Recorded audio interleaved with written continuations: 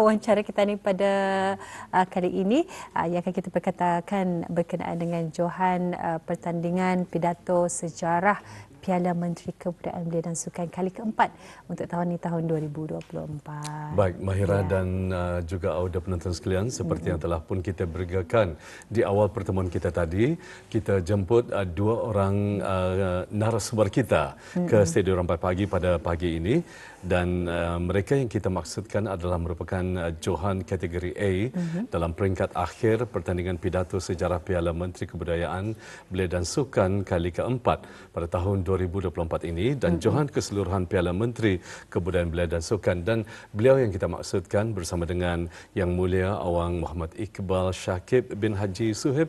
Kita ucapkan selamat datang. Assalamualaikum Iqbal. Waalaikumsalam warahmatullahi wabarakatuh. Apa khabar? Apa khabar? Alhamdulillah, kabar baik dan bahagia sebenarnya berada di Studio 4 di Rampai Pagi kali Syukur ini. Alhamdulillah. Biasanya kita ini cuma bersua melalui kan? skrin TV Ya, betul. di antara daerah Brunei Muara dan juga daerah Temburong. Ya, tapi alhamdulillah sekarang kita bersua muka kerana beliau merupakan johan pertandingan iaitu kategori A bagi peringkat akhir pertandingan pidato sejarah Piala Menteri Kebudayaan Belia dan Sukan kali yang keempat ianya diadakan pada tahun ini, merupakan johan keseluruhan ya Iqbal ya. Tahniah kita ucapkan. Terima kasih. Alhamdulillah. Alhamdulillah. Silakan Mahira. Ya, dan juga di sebelah Iqbal iaitu Dayangku Nurul Farah binti Pengiran Nur Rumaizi, merupakan johan kategori B peringkat akhir pertandingan pidato sejarah Piala Menteri Kebudayaan Belia dan Sukan. Assalamualaikum. Waalaikumsalam. Apa khabar pada pagi ini? Sihat? Alhamdulillah baik. Alhamdulillah ya. Jadi kita mulakan daripada Iqbal, mungkin dapat berkongsi dengan kita ni Iqbal. Sudah berapa lama sebenarnya menceburkan diri dalam bidangan ini? Baiklah, Alhamdulillah. Pertama sekali saya ucapkan penghargaan dan terima kasihlah kepada Rampai Pagi kerana sudi menjadikan kami sebagai tetamu untuk hari ini berkongsi juga. Dan juga saya ucapkan juga penghargaan kepada Pusat Sejarah Brunei sendiri kerana mengungkayahkan sebuah pertandingan iaitu pertandingan pidato sejarah kali keempat bagi tahun 2024 Piala Menteri Kebudayaan Belia dan Sukan. Dan untuk menjawab pertanyaan itu, soalan itu, berapa lama sudah mencubakan diri dalam bidang pidato ini? Sebenarnya balik pada saya tahun 5. Pada ketika itu barutah dibawa oleh guru saya, ustazah saya pada ketika itu menuntut di Sekolah Arab Jurdong. Dan pada tahun 5 itu barutah mula berpidato lah. Tapi masa itu belum lagi tahu benar apa pidato ni, kan hanya mengikuti saja untuk pengalaman. Tapi kalau fokus benar-benar belajar ataupun mendalami bidang pidato ni sewaktu saya di universiti.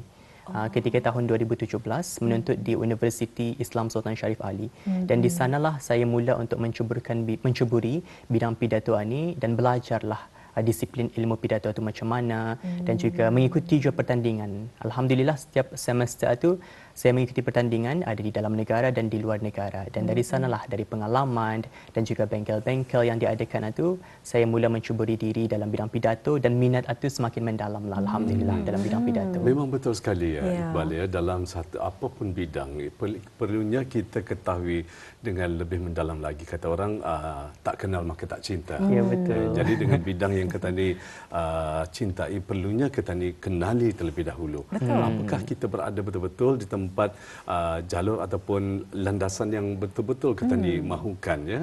Jadi nanti kita akan bersama Iqbal lagi berkongsi pengalaman seterusnya, dan kita beralih pula bersama dengan tetamu kita kedua yang mulia Dayangku Nurul Farah ya. Kita panggil apa ni? Kalau Farah boleh. Farah saja ya. Boleh. Jadi untuk Farah sendiri kita ucapkan juga tahniah ya. Terima kasih. Alhamdulillah, dan mungkin dapat mengongsikan pengalaman ataupun dapat mengongsikan kepada peminat di luar sana bila masa nyorang timbul minat ataupun perancangan dalam mencaburi diri dalam berpidato ini. Okey, terima kasih atas soalannya. Sejujurnya Farah baru mencuburi bidang pidato ni pada tahun ini, iaitu kisahnya guru mata pelajaran Bahasa Melayu Farah yang menggalakkan Farah untuk mengikuti uji bakat pidato di sekolah. Dan alhamdulillah Farah terpilih dan secara tidak langsung mewakilkan sekolah untuk mengikuti pertandingan pidato sejarah ini. Jadi sebelum-sebelum ni ada mengikuti juga? Anda pernah ni kali pertama. ini julung-julung kali pertama. Jadi memang satu pengalaman yang menarik kita ni. Kali pertama menyertai dan juga kali pertama juga mengalami percubaan pertama yang sangat baik lah kemudian rezeki menyebelahi beliau ya. Betul sekali. Alhamdulillah. Baik, kita kembali bersama dengan bersama tetamu dengan kita Iqbal. bersama dengan Iqbal. Silakan. Maya. Jadi mungkin kita percaya mesti ada persiapan juga kan. Ya, betul. Ada juga persediaan sebelum pertandingan ini diadakan. Jadi kalau bagi Iqbal sendiri, apakah antara persiapan bagi peringkat akhir pertandingan pidato yang baru-baru saja diadakan ini, Iqbal? Ya, kalau ingin berkongsi lah mengenai dengan persiapan, alhamdulillah sebenarnya sangat bersyukur kerana Pusat Sejarah sendiri itu ada mengungkayakan satu bengkel pidato untuk semua peserta yang akan mengikuti pertandingan pidato itu. Dan itu adalah antara salah satu persiapan kami lah semua peserta pidato. Dan kalau secara peribadi, persiapan saya pastinya yang pertama itu adalah apabila dapat tajuk yang diberikan, barulah mencari idea ataupun idea dan juga membuat bahan rujukan dan juga bahan bacaan, menelaah lagi kajian-kajian sejarah, menelaah lagi artikel-artikel sejarah, kerana yang dalam pidato ini difahamkan perlunya fakta tentang sejarah itu untuk menyokong hujah kami. Dan itu antara salah satu daripada persiapan. Dan seterusnya dari membaca, kita ni beralih lagi kepada merangka skrip itu, mencari ideanya dan juga mencari lagi hujah-hujah yang akan disampaikan.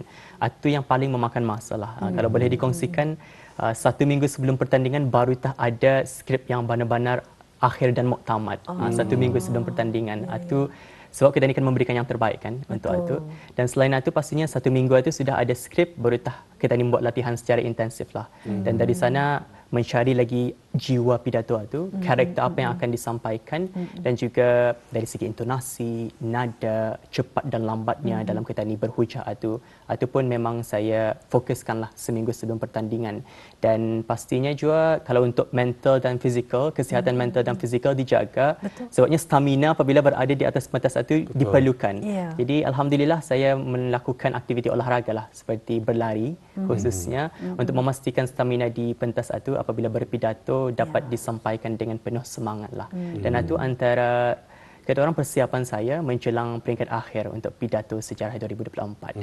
Memang penting juga dari segi kesihatan pernafasan ya, betul. untuk kita ni berpidato khususnya.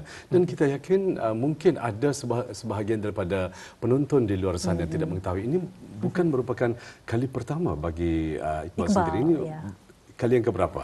Kalau secara pidato, secara amnya memang sudah berkali-kali lah mengikuti pertandingan di dalam negeri secara kebangsaan dan juga ada juga pertandingan di luar antarabangsa.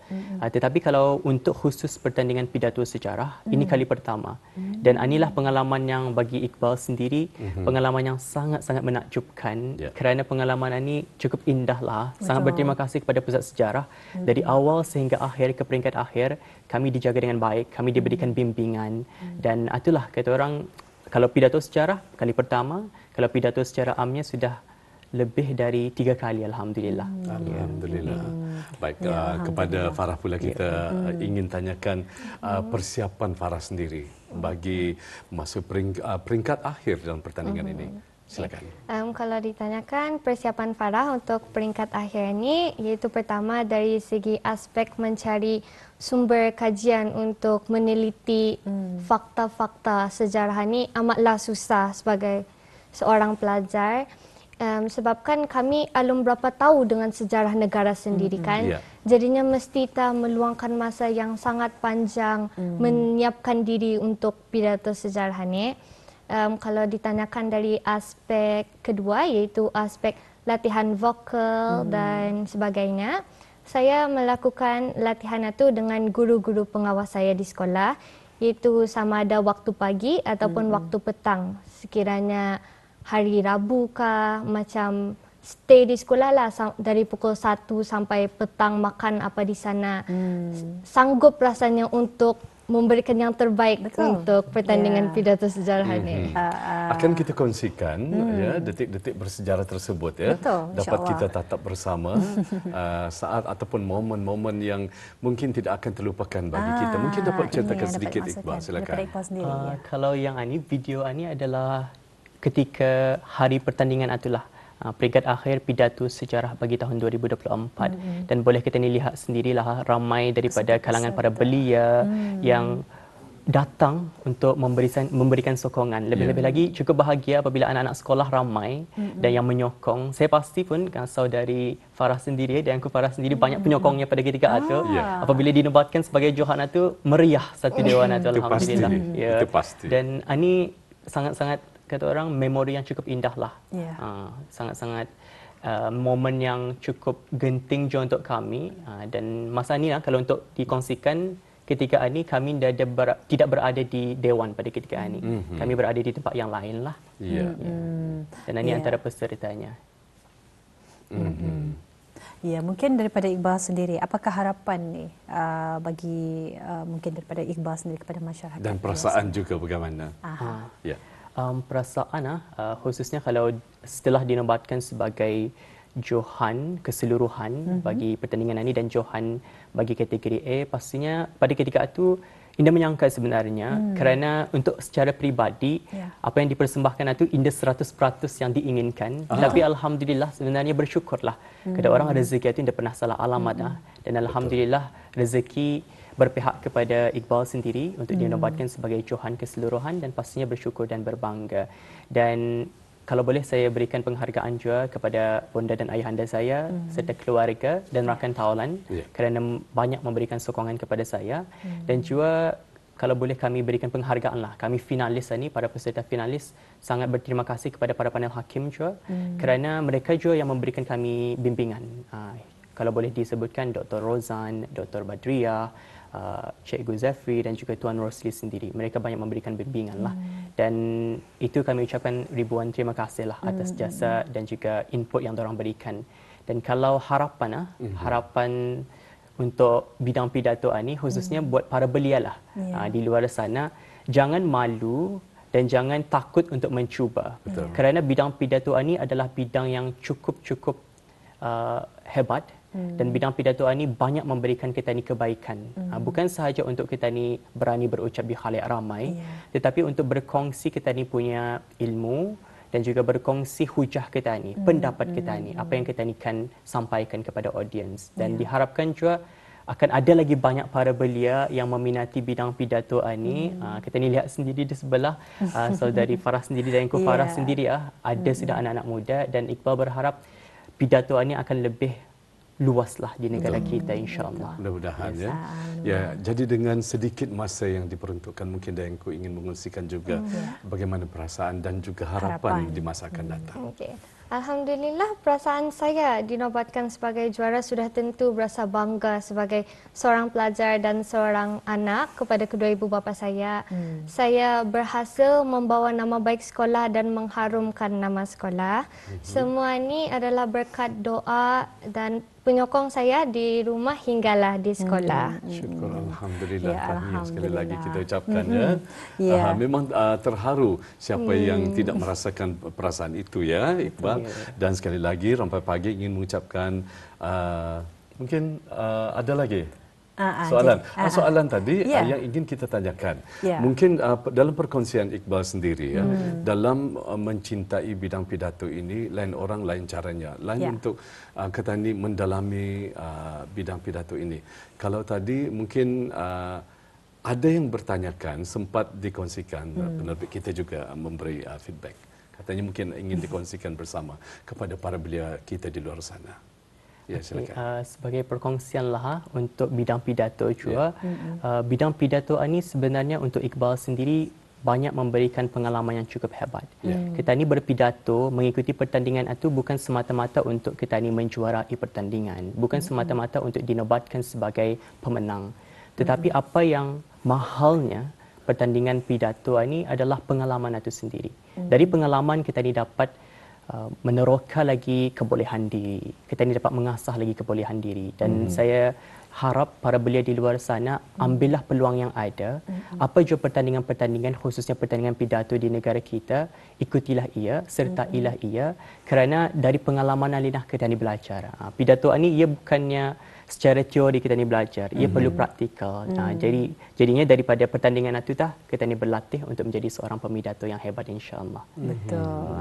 perlu menjiwainya ya. Betul. Ya. Jadi sebenarnya bukan mudah ya. Betul. Mesti ada latihan kita ni secara bertubi-tubi lah yang dilakukan ya untuk memastikan kelancaran dalam menyertai pertandingan tersebut. Dan mungkin dalam sedikit masa saja daripada Farah sendiri, walaupun kita ni baru pertama kali mengikuti pertandingan ni ya, mesti ada cabarannya juga kan. Cabaran mungkin ada sedikit cabarannya yang pernah cabarannya ialah kan Farah baru menceburi bidang pidato pada tahun ini. Jadi untuk Farah menjiwai pidato itu bukan mudah.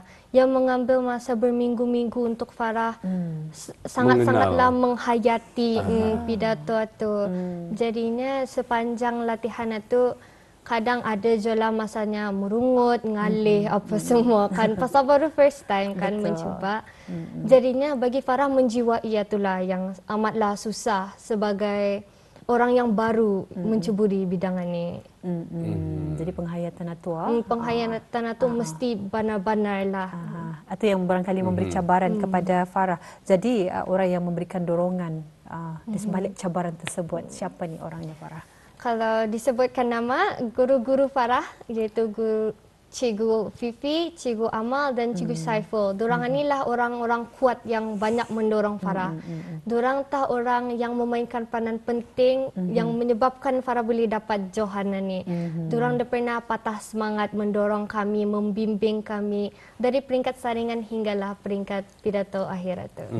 Alhamdulillah. Iqbal, mungkin di masa yang akan datang jika ada rezeki andainya diadakan pertandingan berpidato ini ke dunia ataupun ke peringkat antarabangsa, macam mana perasaan Iqbal sendiri? Apa perlu yang Ketani ada bersaing dengan mereka-mereka para pidato dari luar negara, contohnya saja dari negara-negara ASEAN? Mungkin, mudah-mudahan. Mungkin kalau sekiranya ada pertandingan berperingkat antarabangsa lagi nanti, apa yang perlu ada bagi Iqbal sendiri secara peribadi, kita ni sebenarnya perlu menunjukkan identiti kita ni sebagai orang Brunei. Betul. Bagaimana kita ni pemidato daripada Brunei ni. Mungkin kita ni melihat dari segi antarabangsa itu kita ni perlu mengikut cara orang ataupun alur orang macam mana. Tetapi bagi Iqbal secara peribadi, kita ni perlu mengangkat sendiri khazanah kita ni dan juga identiti kita ni. Kalau kita ni sendiri ada falsafah Melayu Islam Baraja itu mungkin boleh diangkat. Dan juga untuk kelebihan kita ni berbanding dengan kata orang nilai tambah kita ni lah untuk pertandingan antarabangsa itu nanti, mungkin dari segi macam mana kita ni melontarkan hujah yang cukup baru. Dalam bahasa Inggerisnya fresh. Hujah yang fresh yang kadang-kadang di luar daripada nalar kita ni sendiri. Orang pun dia terfikir pidato itu boleh dijadikan seperti itu, dan itu adalah salah satu nilainya lah. Yang pertama, kita ni angkat identiti Brunei di pentas antarabangsa, dan yang kedua itu kita ni tunjukkan sesuatu yang baru dari perspektif kita ni sendiri sebagai orang Brunei. Dan itulah yang Iqbal lihat nilai yang boleh dikatakan nilai tambah untuk kita ni sebenarnya. Ya, insya-Allah mudah-mudahan ya nanti ada rezeki ya. Betul. Mudah-mudahan kita harapkan juga. Betul. Jadi dengan ada masa berbaki dalam 1 minit ini, mungkin kita dapat kongsikan, kita lihat piala daripada Johan pertandingan pidato sejarah Piala Menteri Kebudayaan Belia dan Sukan kali keempat tahun 2024. Dan kalau kita saksikan piala di sebelah Is yang ini adalah merupakan piala Johan kategori keseluruhan. Betul ya? Yang ini adalah piala untuk Johan keseluruhan pertandingan pidato sejarah. Dan kalau kita melihat, inilah yang kita maksudkan antara piala bagi keseluruhan Johan keseluruhan yang telah pun diterima oleh Muhammad Iqbal. Dan Bahira serta audio penonton sekalian, ini bukan calang-calang piala. Betul. Saya tadi sempat Iqbal mengizinkan saya untuk mengangkatnya sendiri dengan keberatan yang agak berat juga. Berat. Sangat berat.